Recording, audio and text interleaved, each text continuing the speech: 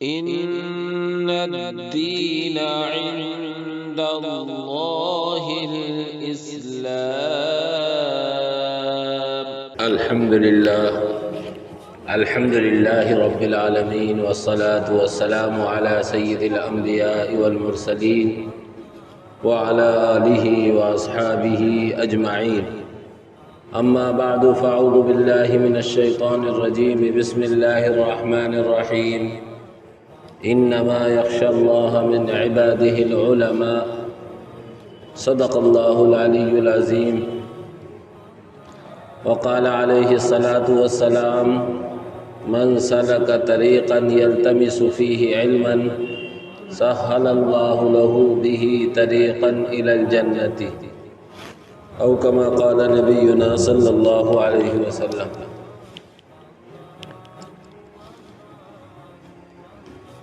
علم ہی سے انسان ہے، علم ہی سے انسان ہے، علم جو نہ سیکھے وہ حیوان ہے. محترم بزرگوں، بھائیوں، آج کل مدرسے اور جامعات بھی کھل رہے ہیں، اسکول اور کالجز بھی کھل رہے ہیں. مدرسوں میں بھی داخلے جاری ہیں اور اسکول اور کالجوں میں بھی داخلوں کا سلسلہ چل رہا ہے. ہمیں آپ کو جس طرح اپنے بچوں کی مادی ضرورتوں کا خیال رکھنے کا مکلف بنایا گیا ہے، یعنی ان کے کھانے، ان کے پینے، ان کے پہننے، ان کے آرام، ان ساری چیزوں کے ہم مکلف ہیں، اسی طرح ان کی روحانی ضرورت یعنی ان کی تعلیم و تربیت، ان کا پڑھانا لکھانا، ان کو صحیح راستے پر لانا، انہیں صحیح علم دینا اور صحیح علم کا انتظام کرانے کا بھی ہم اور آپ مکلف ہیں.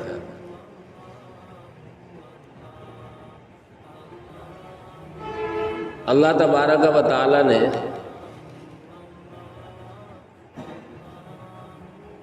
اولاد کی محبت والدین کے دل میں فطری طور پر رکھی ہے، اور وہ اسی محبت کے نتیجے میں اولاد کے لیے ہر طرح کی پریشانی برداشت کرتا ہے.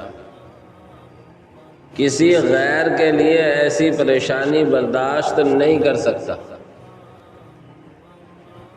جو اپنی اولاد کے لیے انسان جھیلتا ہے، برداشت کرتا ہے.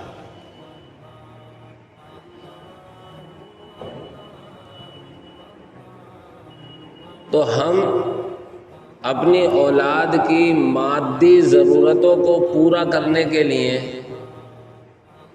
نہ دھوپ دیکھیں، نہ ٹھنڈ دیکھیں، نہ دن دیکھیں، نہ رات دیکھیں، نہ صبح دیکھیں، نہ شام دیکھیں، لگاتار کوشش اور محنت کرتے رہتے ہیں اور ان کی ہر سہولت مہیا کرتے ہیں. اس سے کہیں زیادہ ہمیں اور آپ کو ان کی روحانی ضرورتوں کا خیال رکھنا.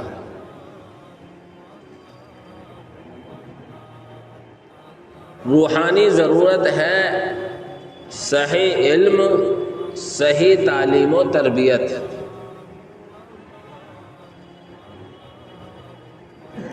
اور صحیح علم وہ ہے جو بندے کو اس کے پیدا کرنے والے کی پہچان کرائے، بندے کو اس کے پیدا کرنے والے کے حقوق کو یاد دلائے، بندے کو اس کے پیدا کرنے والے کے حقوق ادا کرنے پر آمادہ کرے.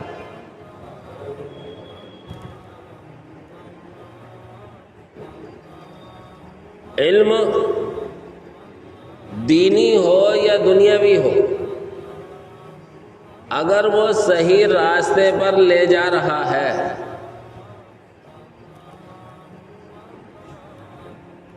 تو اس علم کا پڑھنے والا کامیاب ہے،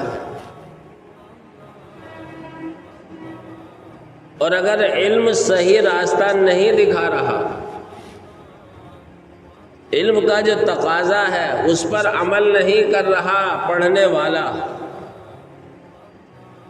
تو یہ علم اس کے لیے وبال تو ہو سکتا ہے، اس کی رہنمائی نہیں کر سکتا۔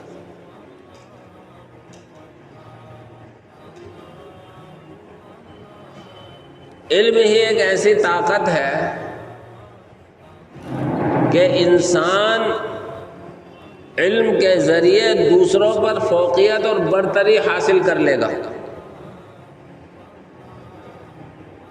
علم ہی کے ذریعے سے انسان دوسرے سے آگے بڑھ سکتا ہے۔ چنانچہ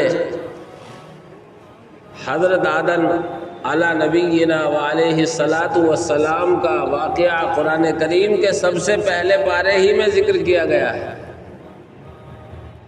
جب اللہ تبارک و تعالی نے حضرت آدم علیہ الصلاۃ والسلام اور ان کی نسل کو پیدا کرنے کا ارادہ کیا تو فرشتوں کے سامنے یہ تذکرہ کیا کہ میں ایک ایسی مخلوق بنانے والا ہوں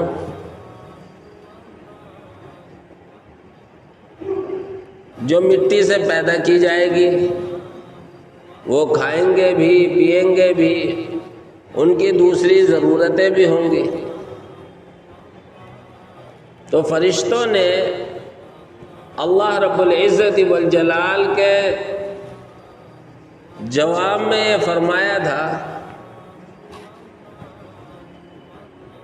کہ اللہ تو ایسی مخلوق کیوں پیدا کر رہا ہے جو آپس میں خون بہائے گی، فتنے فساد کرے گی، جھگڑے کرے گی، اور رہا مسئلہ تیرے بڑائی کا، تیری کبریائی کا، تیری حمد و ثنا کا، تو اس کے لیے ہم کر رہے ہیں۔ نحن نسبح بحمدک ونقدس لک، اللہ رب العزت والجلال نے ان کے جواب میں یوں فرمایا انی اعلم من اللہ انی اعلم ما لا تعلمون، جو باتیں میں جانتا ہوں، جو باتیں مجھے معلوم ہیں، ان کو تم نہیں جانتے۔ اور پھر حضرت آدم علیہ السلام کی فرشتوں پر برتری اور فوقیت کو دکھلانے کے لیے اللہ تبارک و تعالی نے حضرت آدم علیہ السلام کو علم عطا کیا، دنیا کی ساری چیزوں کے نام بتا دیے۔ وَعَلَّمَ آدَمَ الْأَسْمَاءَ كُلَّهَا، اللہ نے ساری چیزوں کے نام بتائے۔ اب آدم کو بھی بلایا، فرشتوں کو بھی بلایا، اور فرشتوں سے یہ کہا کہ بتاؤ وہ چیزیں اللہ نے فرشتوں کے سامنے پیش کی۔ ثم عرضهم على الملائکۃ فقال انبئونی باسماء هؤلاء ان کنتم صادقین۔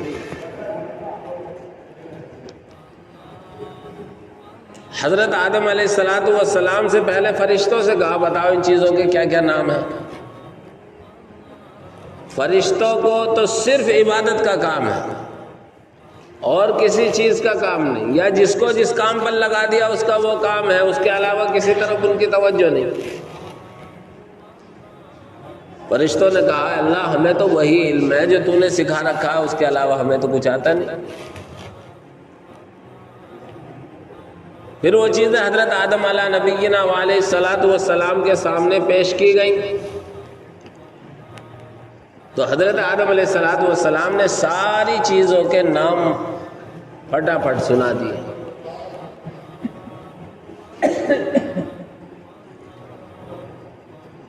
تو علم کی بنیاد پر اللہ تبارک و تعالی نے حضرت آدم علیہ السلام کو فرشتوں پر فوقیت اور برتری عطا فرمائی۔ جو ملک، جو قوم، جو نسل، جو برادری بھی علم حاصل کر لے گی اور علم میں آگے بڑھ جائے گی، اس کی ترقی کے راستے ہموار ہوتے چلے جائیں گے، اور جو قوم، جو ملک، جو علاقہ اور جو خطہ تعلیم میں پیچھے رہ جائے گا تو باقی ساری چیزوں میں وہ پیچھے ہوتا چلا جائے گا۔ یہی وجہ ہے جب قرآن کریم کی سب سے پہلی وحی نازل ہوئی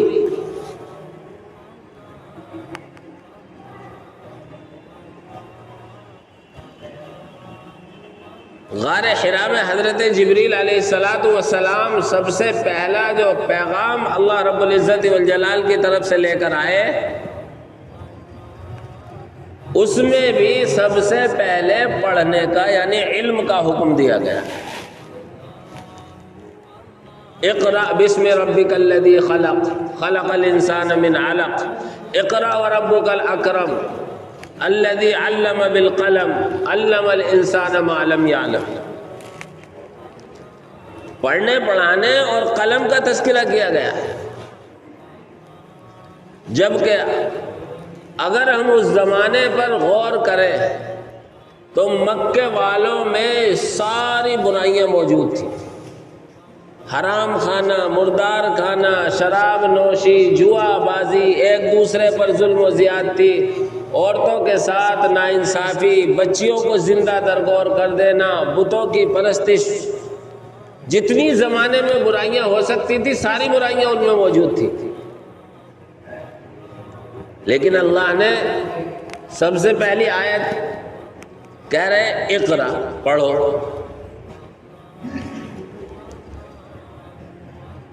اس میں اس بات کی طرف اشارہ ہے کہ جب علم آ جائے گا، صحیح علم آئے گا تو باقی برائیاں تو خود بخود ختم ہو جائیں گی۔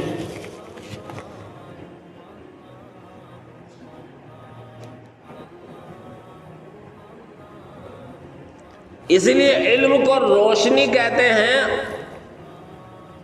اور ان پڑھ ہونے کو جہالت سے تعبیر کرتے ہیں۔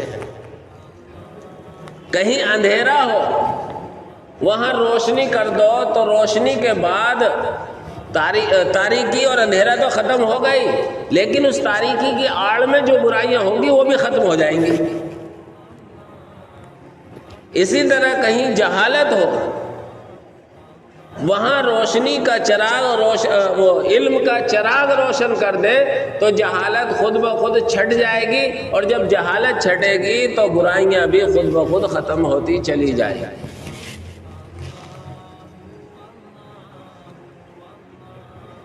تو اللہ رب العزت والجلال کو سب معلوم تھا پیغمبر جس قوم میں جا رہے ہیں، جس خطے میں جا رہے ہیں، جس علاقے میں جا رہے ہیں، وہاں دنیا کی ہر برائی ہے، لیکن حکم ان برائیوں کے ختم کرنے کا نہیں اترا۔ سب سے پہلے حکم اترا ہے تعلیم کا، پڑھنے کا۔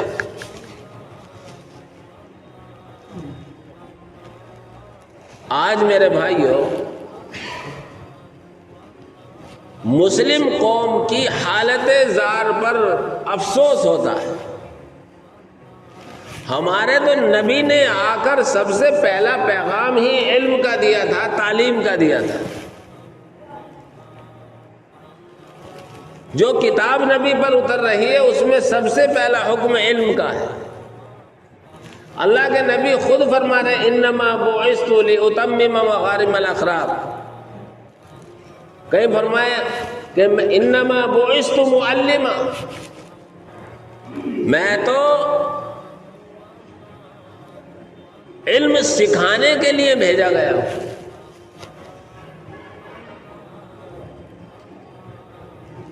اس لیے میرے بھائیوں، آج ہم سب کو اپنا مستقبل روشن کرنے کے لیے، اپنی نسل کی حفاظت کے لیے، اپنی نسل کے ایمان کی حفاظت کے لیے، اپنی نسل کے عقائد کی حفاظت کے لیے، اور اپنے جو اسلام کا شعار ہے، پہچان ہے، اس کو باقی رکھنے کے لیے ضروری ہے کہ ہم اپنے بچوں کو علم سے آراستہ کریں۔ اور علم کے لیے ہم جب کسی مدرسے کالج اسکول میں داخل کر رہے ہوں تو اس بات کو بھی ضرور دھیان دیں کہ یہ کہیں اسکول ہمارے بچوں کے عقیدے خراب نہ کر دے، کہیں ہمارے بچوں کے مستقبل کو برباد نہ کر دے۔ آج ہمارا مسلمان بڑا خوش ہوتا ہے عیسائی مشنریوں کے اسکولوں میں داخلہ کرا کر اپنے بچوں کا، اور سینہ چوڑا کر کے کہتا ہے کہ میرے بچے تو فلاں کانوینٹ اسکول میں پڑھ رہے ہیں اور میرے بچے تو فلاں مشنری اسکول میں پڑھ رہے ہیں۔ علم دینی ہو یا دنیاوی، دونوں کا حاصل کرنا لازم اور ضروری ہے، لیکن اس کے ساتھ ساتھ اس بات کا خیال رکھنا بھی ضروری ہے کہ ہمارے بچوں کا مستقبل کے لحاظ سے کہیں ایمان نہ چھینا جا رہا، کہیں ایمان پر ڈاکہ نہ ڈالا جا رہا ہو۔ خوب عصری علوم میں ترقی کریں اور خوب اچھی اچھی ڈگریاں حاصل کریں اور بڑے بڑے حکومتی عہدوں پر پہنچے، لیکن اپنے ایمان کی حفاظت کے ساتھ۔ اس لیے کہ اگر ہمارا ایمان اور مذہب نہیں رہے گا تو پھر ہماری ترقی کس بات کی؟ یہ دنیا تو چند روزہ زندگی ہے، ختم ہو جائے گی، اور ایمان کی بچوں کے حفاظت ہو سکتی ہے اس طرح کہ ہم اسلامی تعلیم کا بھی باقاعدہ انتظام کریں، باقاعدہ اپنے بچوں کی دینیات کے بارے میں فکر کریں۔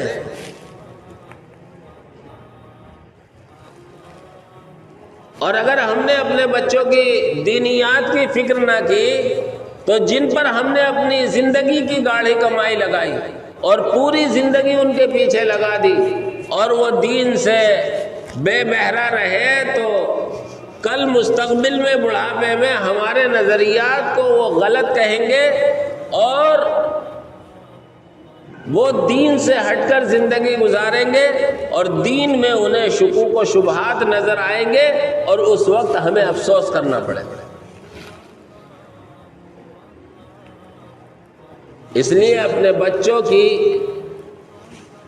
تعلیم و تربیت کی فکر کرنی ہے، اور جس طرح عصری علوم کی، دنیاوی علوم کی ہم فکر کر رہے ہیں، اسی طرح ہم اپنے بچوں کے دینی علوم کی اور ان کی دینی تربیت کی بھی فکر کریں۔ اس کے لیے ہم جو مدارس ہیں یا مکاتب ہیں ان میں اپنے بچوں کو داخل کرائیں۔ ضروری نہیں ہے کہ ہم 24 گھنٹے مدرسے میں بچے کو رکھیں۔ مدرسوں میں فجر کے پہلے سے لے کر اور عشاء کے بعد تک تعلیم کا نظم ہوتا ہے۔ ایسا تو ہے نہیں کہ آپ کا بچہ 24 گھنٹے عصری علوم میں لگا ہوا ہے۔ ہم اپنی قربانی دیں۔ اگر ہم مدرسے کے باقاعدہ نصاب کو نہیں پڑھا سکتے ہیں تو ہم اپنے بچے کے جو وقت ہے اس کی صحیح ترتیب بنائیں۔ مغرب کے بعد یا فجر کے بعد یا ظہر کے بعد جو بھی ترتیب ہو اس ترتیب کے مطابق اپنے بچے کو بھی دینی تعلیم کے لیے باقاعدہ تیار کریں۔ عجیب مسئلہ ہمارے دماغوں میں آتا ہے کہ اگر انگلش کا ٹیوشن پڑھوا رہے ہیں، میتھ کا ٹیوشن پڑھوا رہے ہیں اور ٹیوشن پڑھانے والا 500 روپے گھنٹہ بھی لے رہا ہے تو بخوشی دے رہے ہیں، جبکہ یہ عارضی چیز ہے۔ اور کوئی اسے پارا پڑھانے آ جائے یا وہ کہیں پارا پڑھنے چلا جائے، کلمہ نماز سیکھنے چلا جائے، تو اب ہمارے دماغ پتہ نہیں کہاں سے معاف ہو جاتے ہیں۔ اگر وہ ڈرتا ڈرتا 200 روپے بھی بتا دے تو کہیں گے اچھا لے دین کو بیچ رہا ہے۔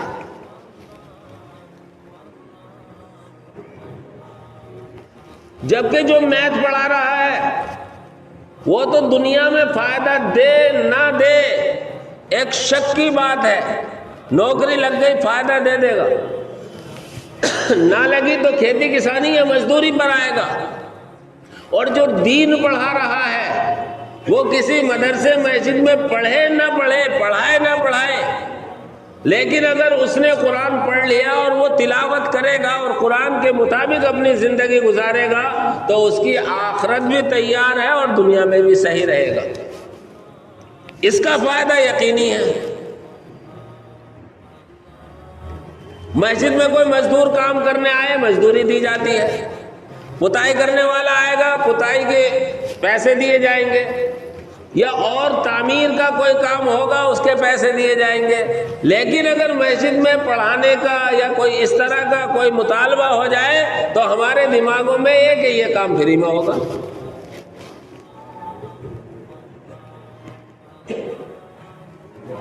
میرے بھائیو، جس طرح ہم عصری علوم کے ٹیوشن پڑھواتے ہیں اور ان کو بھاری رقم دیتے ہیں ٹیوشن پڑھانے والوں کو، اور بالکل تیار کر کے ہم چھوڑ کر آتے ہیں، اسی طرح دینی ٹیوشن پڑھانے والوں کی ان سے زیادہ کہیں قدر ہونی چاہیے، ان سے زیادہ ان کا خیال رکھنا چاہیے. خلاصہ کلام یہ ہے کہ میرے بھائیو، علم دینی ہو یا دنیاوی ہو، عزتوں کا، ترقی کا زینہ ہے اور معاشرے کے بلندی پر جانے کا راستہ ہے. اور اس کے مقابلے میں اگر جہالت آئے گی تو معاشرہ پستی میں چلا جائے گا. اس لیے اس وقت میں اسکول اور مدرسے کھل رہے ہیں. اپنے بچوں کے دینی اور دنیاوی علوم کی صحیح ترتیب بنائیں اور ان کے دونوں طرح کے علوم کی فکر کریں. اللہ رب العزت والجلال ہم سب کو اس کی فکر عطا فرمائے. آمین. وآخر دعوانا ان الحمد للہ رب العالمین. اللہ اللہ اللہ